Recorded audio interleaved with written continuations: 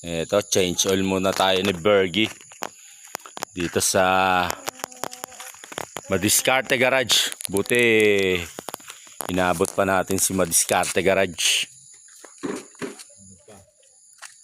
bago mag-closing. Nakahabol pa. Ayun, oh.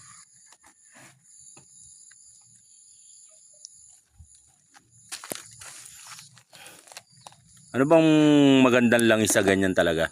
Yung synthetic or ano ba yan? Baby oil.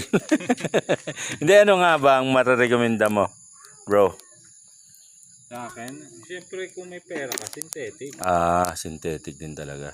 Pero maganda yun. Yung Hindi, sabi na pangit ang synthetic, wala lang kayong pambili. pangit ang presyo. Oo. Kumbaga sa performance, hindi siya talagang yung, di ba sabihin, mahal. Oo. Talagang performance level talaga. Oo. Kaya lang, yung isa namang, wala ka naman pera, at hindi naman pinangkakarera motor mo, okay na rin. Okay lang. Tsaka may-maintain lang talaga yung yung schedule ng ng ano ba to? PMS. Oh, yun, ang change oil ng Yun, synthetic nalaman natin. From the expert. Sabi, pangit daw synthetic. Oh. Paano nyo nasabi? Oo nga, paano nyo nasabi? Paano nasabi Diba? pangit? Baka walang pambili. Kaya pangit. Siyempre mahal yun eh. Kumpara mo sa meron naman kasing ordinary, may special. Tapos yung performance na langis.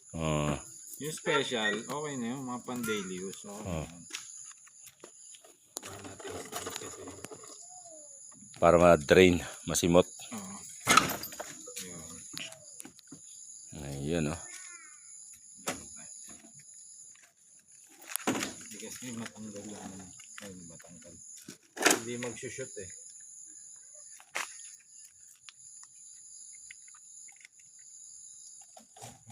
Ayun. Sakto na. Synthetic is the best choice for performance level. Performance talaga. Fully synthetic. Fully synthetic, no? Mahal nga lang. Kumpara sa motor mo rin naman, sa kotse mo, di ba? Kasi yung haba ng buhay ng makina, depende talaga sa langis. Paano yung masasabi mo naman doon sa mga nagsasabi na okay na hindi i-change oil, banto-banto lang. Basta may langis. Kaya nila ginagawa yun kasi may tagas, di ba? Nauubos. Banto na lang sila ng banto. Siyempre, pananaw ng mga lumang mekaniko, ganon. Kaya lahat ng sasakyan nila sirain eh. Kaya lagi silang may ginagawa. Kaya lagi silang laging overhaul. Hindi, yung yung wala namang tagas, pero Binabantuan. hindi, di ba? Kasi siyempre, yung sa katagalan na, hindi nag-change oil. Tapos siyempre, magbabawas pa rin yun kahit papano. Tapos, pag nga ang langis kasi hindi pinapalitan, nagkakaroon ng nagkakaroon ng build-up.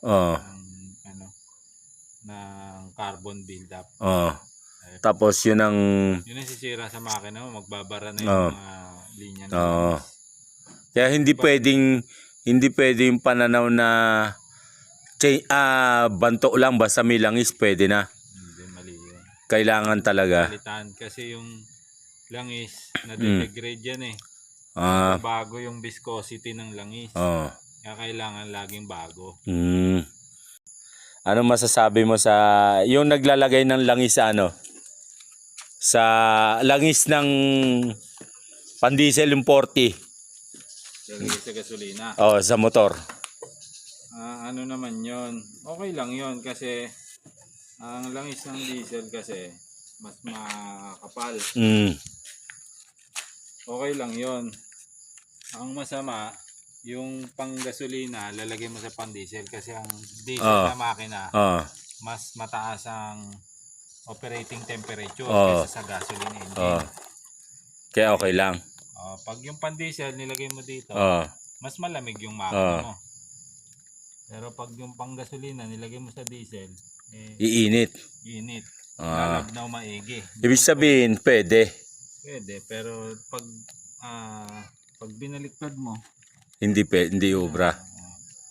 Pero kumbaga sa performance ng halimbawa, itong motor, nilagyan ng pan-diesel. okay lang, malamig siya. Malamig yung Ah. makina mo. Makapal kasi yung langis na yun. So, okay lang, no? Okay lang yun. Hindi siya para masira. Hindi siya para masira. Oh. Kaya lang, laging may tinatawag na optimum performance. Hindi niya mamimit yun. Hindi niya mamimit yun. Kasi, Kaya lang, hindi mo naman yun mararamdaman. Diba? Akala mo ganun-ganun lang. alam mo, okay lang. Alam mo, okay lang. Pero, yung optimum performance ng makina, Hindi ma-reach. hindi marireach yun. Kasi, kung ilang degrees mababawasan yung operating temperature niya. Pero okay lang yun. Hindi naman kasi performance bike to eh. Hindi kagaya kung mga pang racing, di ba? Bike yan. Ginagawa talaga. So, ganito, hindi mo mararamdaman yun. Sa mga performance engine kasi, kahit seconds lang eh. Malaki na yung, malaking bagay yun. Seconds lang. Yung ano pala, ano ba to? Kasi kaya ako natanong, kasi may mekaniko kami noon na may motor siya. Tapos ang pinambabanto niya, niya, yung pan diesel yung 40. So ayun, nalaman natin na okay lang pala.